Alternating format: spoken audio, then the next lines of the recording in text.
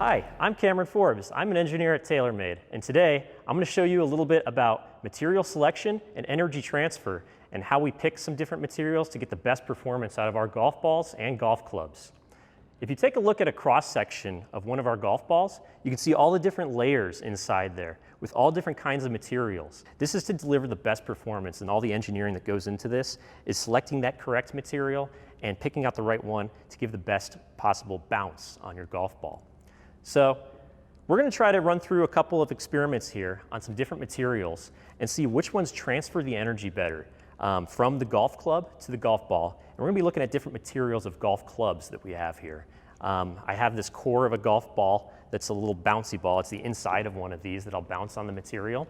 And then we'll just drop it on there and see how high it bounces. That's kind of the best performance. We want the biggest, fastest bounce off each material. So first I take this tube, I'll drop the ball through it, but I'm going to drop it on foam. Now we don't make our golf clubs out of foam, but I think it's a good thing to show you what foam does when we do drop a golf ball on it. So take this golf ball core here, drop it in the tube.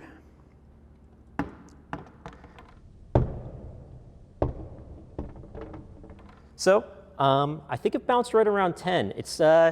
It didn't bounce very high. I think we can definitely do better, and we'll try some other materials out and take a look. But let's drop this through one more time just to make sure.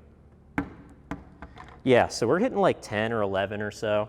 Not the best, but let's see if we can do better with different materials. So now we'll move on to wood.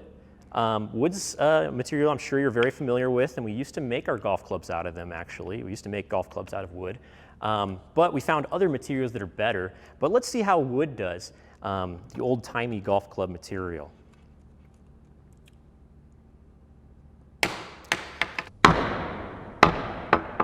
So it bounced a little bit higher than the foam. I think it bounced to right around 12.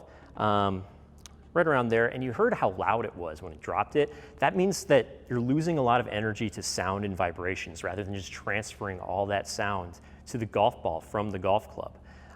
There's a lot of, in energy transfer, the energy has to go somewhere. So you hit the golf ball and then it moves into the golf ball to transfer it, to shoot it out from the golf club head, or you can lose a lot in inefficiencies such as sound, vibration, noise, all that. So I'm going to drop this on the wood one more time so you can hear it and see how high it bounces. Yeah, so we hit about 11 or 12. I think with the foam we hit 10 or 11. So the wood bounces a little bit better than the foam, but I think we can do a little bit better. So let's move on to a different material. I'm going to try out aluminum here. It's a lightweight metal. We're going to try and see what this does when we bounce our golf ball onto it.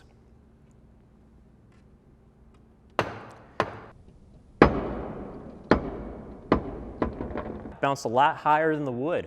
I think it hit around 15 or 16. I'll do it one more time. And it wasn't as loud as that wood, so it didn't lose a lot of energy to vibrations and sound. Let's try it one more time.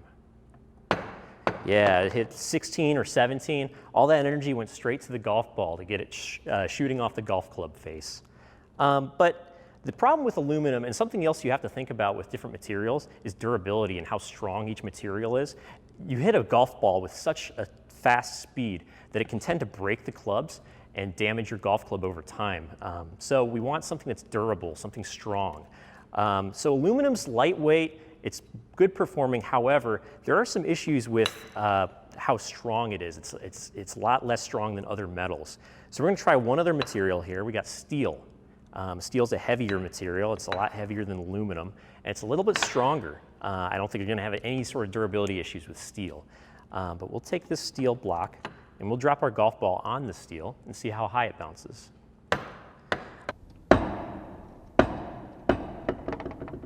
So it bounced pretty high, right around 18. We'll try it one more time. And it was kind of quiet. It transferred that energy nicely. It didn't lose a lot in sound or heat or anything that you normally see energy loss in. Let's try it one more time. Yeah, almost hit 20, I think, there. So that's pretty high. Very good performing material, and it's very durable. So We actually do make our golf clubs out of steel. We make the rescues and the fairways out of steel.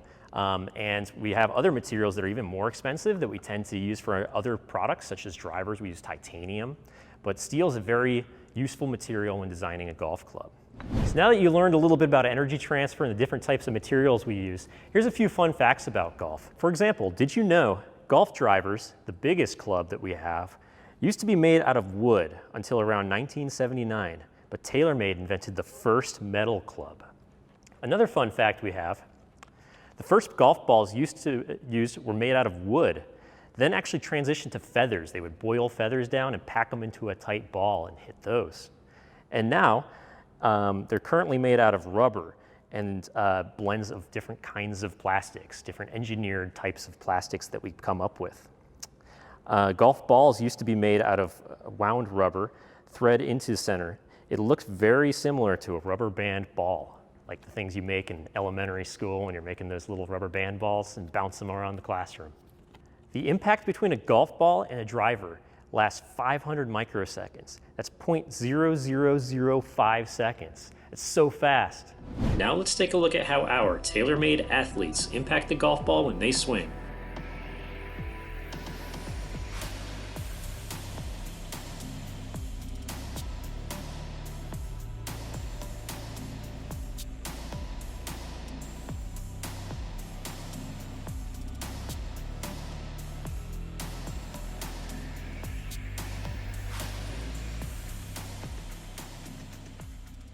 So, in conclusion, I hope you guys learned something a little bit about material selection and how bouncy you can get different materials and how that performs in golf clubs and golf balls.